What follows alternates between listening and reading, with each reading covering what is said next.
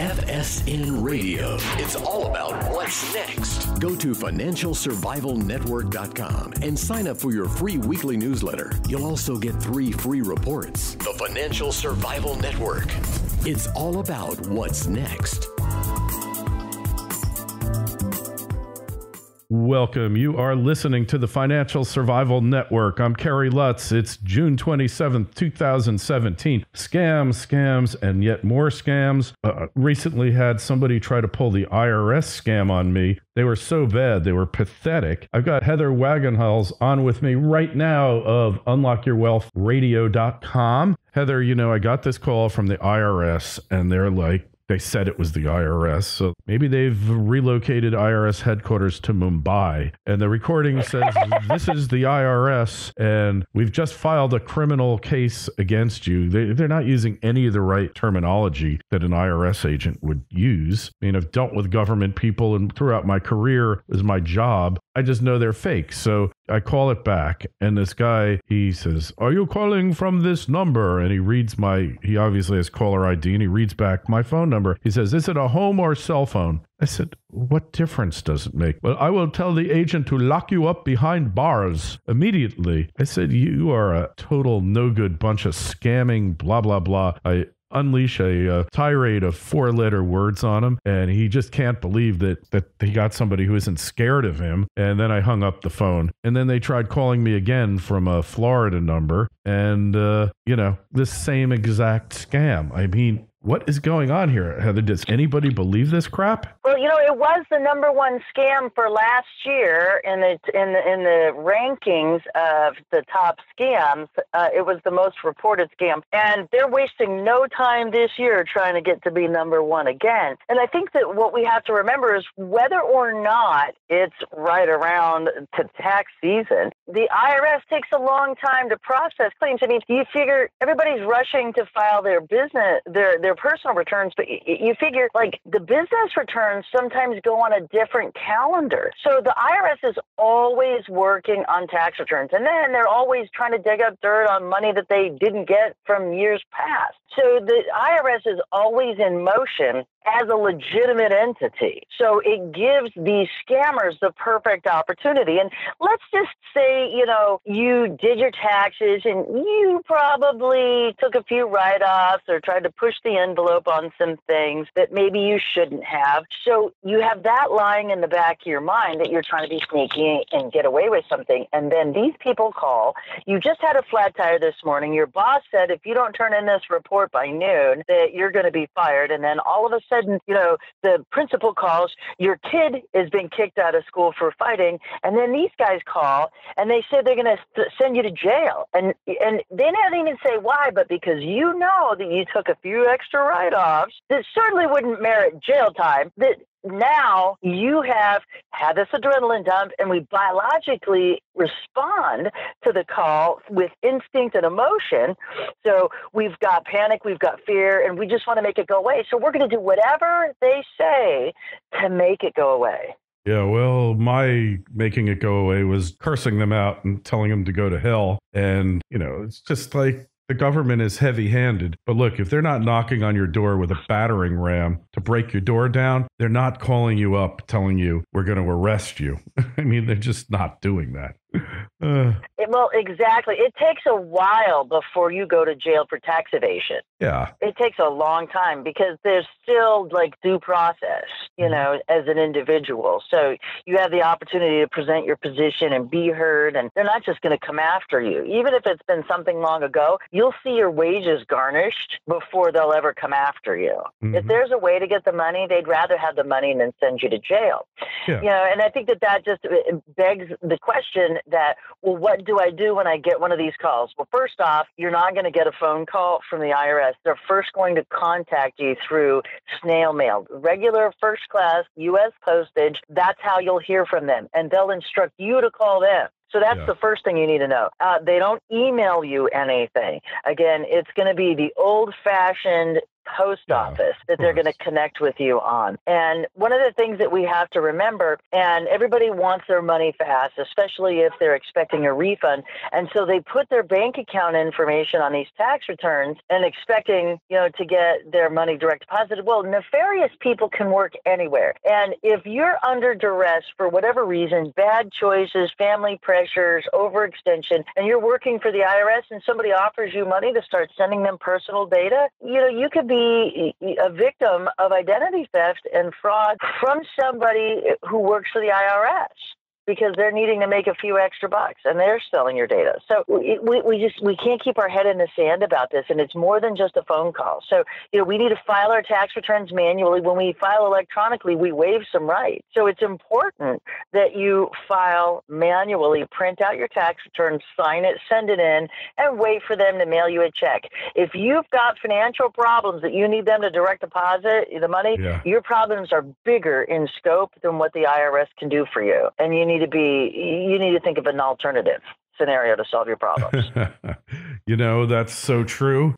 It's really a question of them hitting you at the right moment. So another scam, which I sent you a copy of, I took a picture of it. A friend of mine, she gets a thing. First, she gets an email, be a secret shopper, and we're going to send you on an assignment to Saks. And she doesn't know it's a scam, but I instantly know because I've gotten 8 of these emails in the past month. And they send her a check for $3,900. She's supposed to keep, or $2,900.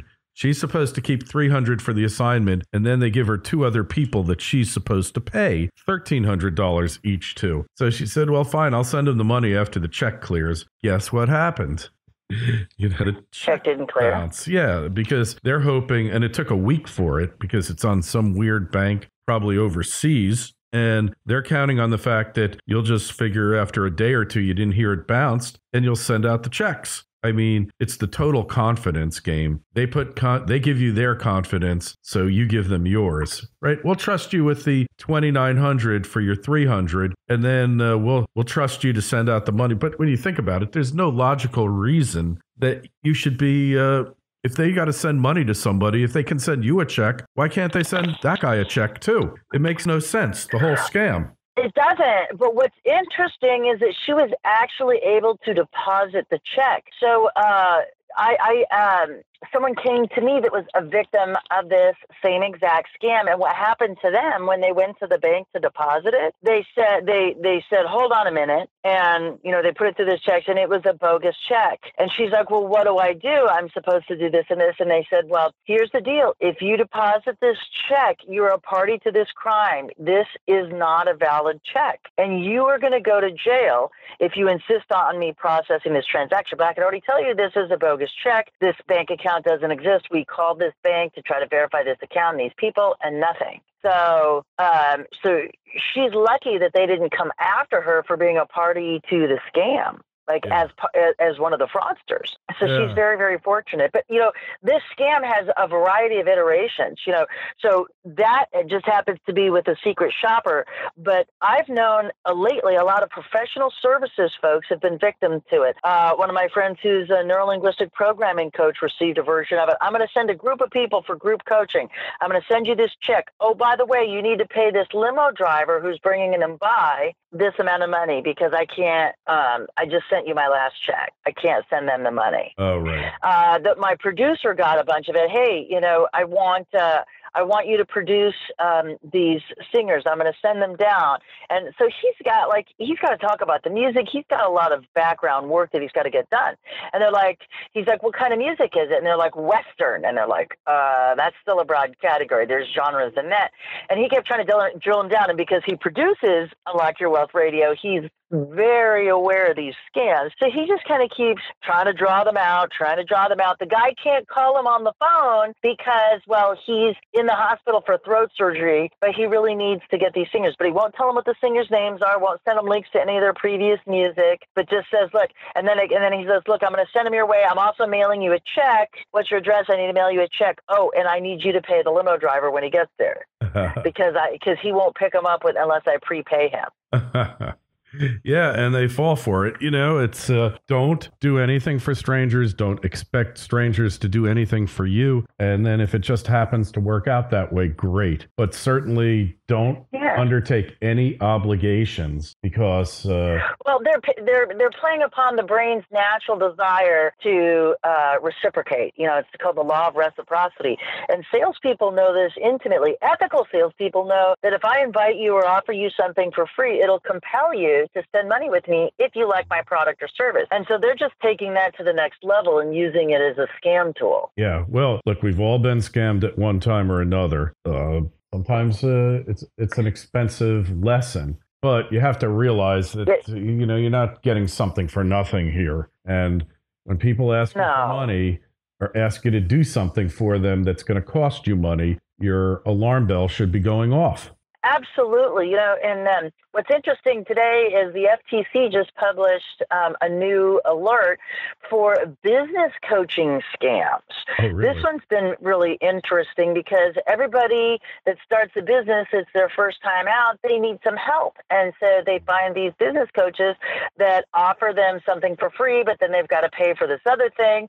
And then they never ever get the product or service that's supposed to coincide with the coaching. And the people are derailing businesses. They're taking and redirecting funds depending on how involved these coaches are getting in the business.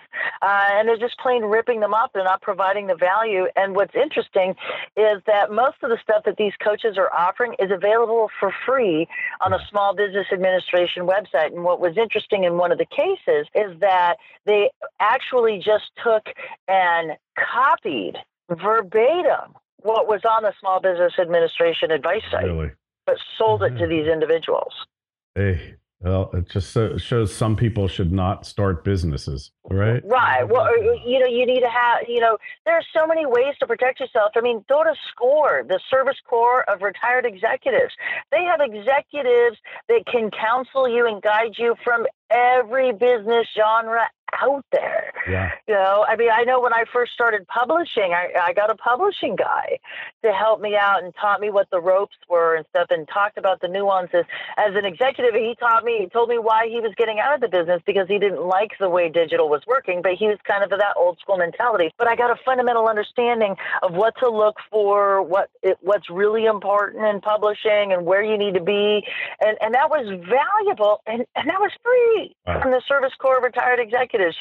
The Small Business Administration has a lot of resources as well, and again, at no charge. And so if you are starting a business and you're not super savvy or very trusting of people, you need to go with proven resources, not just some guy that emailed you. And again, like we always talk about, on a moment, of weakness where, we're biologically driven towards pleasure and away from pain. And if you're solving a problem, if you're making me feel good or hurt less, I'm in. That's just the way we're wired. Yeah, well, I just view every call and every email as a potential intrusion until proven otherwise. I think that's your safest bet, right? Yeah, absolutely. If you're not,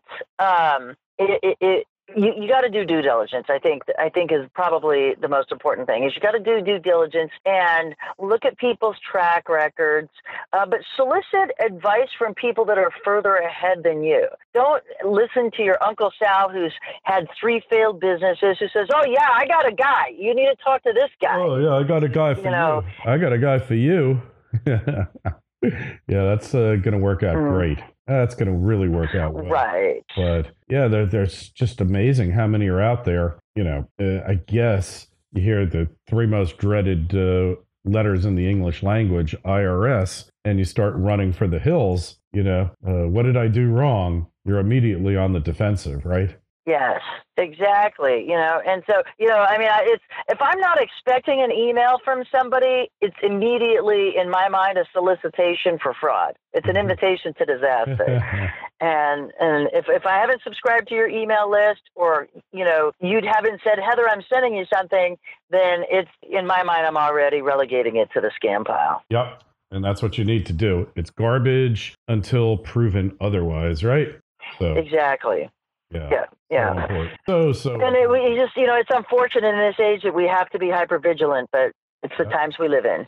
Yeah, that's for sure. Well, what other scams have we got going on out there, Heather? Well, I think that the business scams has been a new one, but you have to be, just because you're in business or you have a successful business doesn't mean you're not susceptible to it. Another popular one that's kind of been gaining some resurgence is the Yellow Pages scam. So they never call you the business owner, but they go to your HR department and they send them an invoice. And your HR may not be super closely connected to you. If there's 6 degrees of separation between you and your accounts payable, and they get an invoice that says, $2,000 for an advertisement for Yellow Pages or a listing, you don't know if your boss authorized it. And if you're that far removed from the powers that be in your company, you're just going to hurry up and get it processed because you don't want something late or a default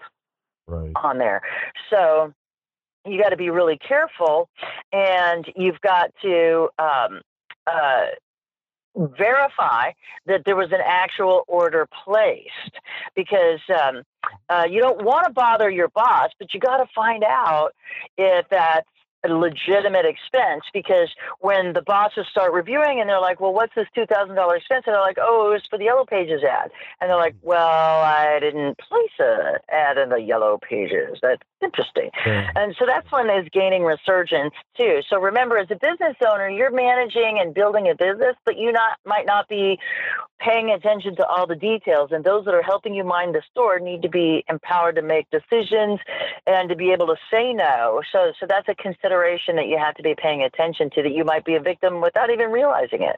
Hey, and that Yellow Pages scam was back in the heyday of the Yellow Pages. Now, I mean, I don't even know if I have one in the house with the internet, but I remember a postal inspector guy telling me that they would find these Yellow Page scams. They'd get a complaint and they'd shut them down. They always had post office boxes, and they would shut them down, and they'd get thousands of checks, thousands and thousands of checks in their mailbox, because the Bell Telephone Company never trademarked the term Yellow Pages, so anybody could use it. And and now their website's yp.com. Yeah. And it's still a legitimate publication, but, unless you know what's going on, how can you run a business effectively and truly pay attention to every single scam and fraud that's out there? You can't. And that's why you have to make sure that you empower your employees to be able to make effective decisions, to be able to do research, and to be able to say no, or at least create a question. Yeah. Otherwise, you're going to see, hundreds or thousands of dollars slipping away from your fingers, from your business that really shouldn't be.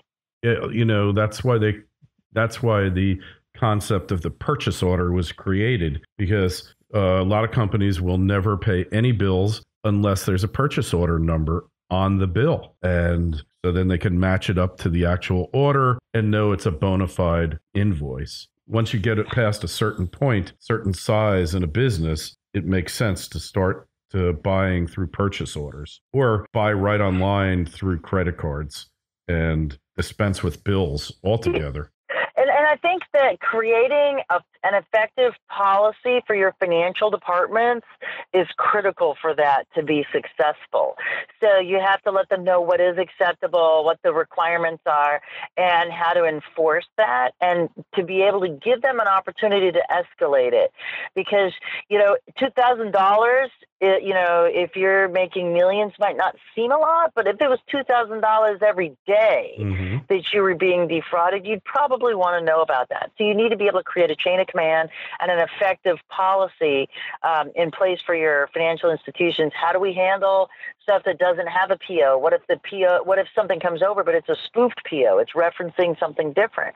Anybody can figure out what a naming convention is, or how numbers are generated. If you look at them long enough, like if you pay a bill online and they give you a quote confirmation number, or some sort of reference number, it usually has some form of the date in there. Yeah. 201-765, you know what I mean? So you can figure out, okay, so that was June 5th of this year. year. And then it has like a series of other numbers that may mean something or just might be the order of which they were generated that particular day. But in any case, once you figure out somebody's naming convention for those purchase orders, you can spoof those too.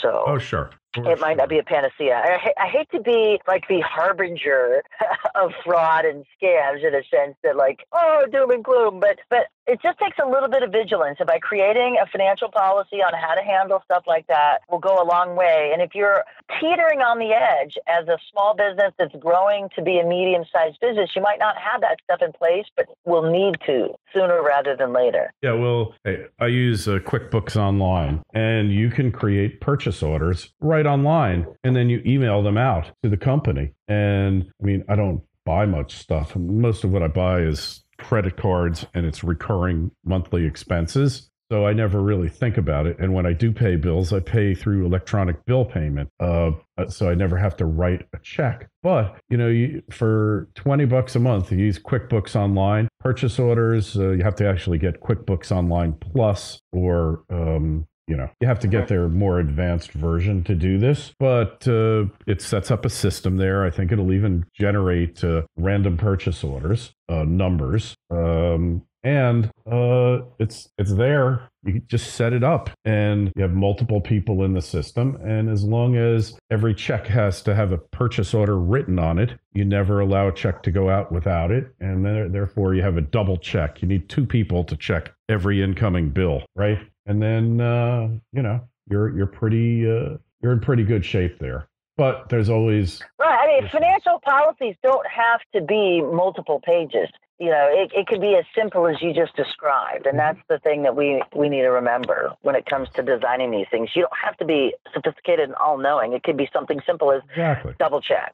Totally. But it can be done easily, and you need to set up your systems, whether it's personal, Heather, or business, with the fact that there are dishonest scammers out there that want to get money for doing nothing. They want to steal from you. That's what you always have to remember, right? Exactly. So, and you can only do so much. And so you have to say, okay, what's the opportunity cost of me generating new business because I'm having to sit there and watch this?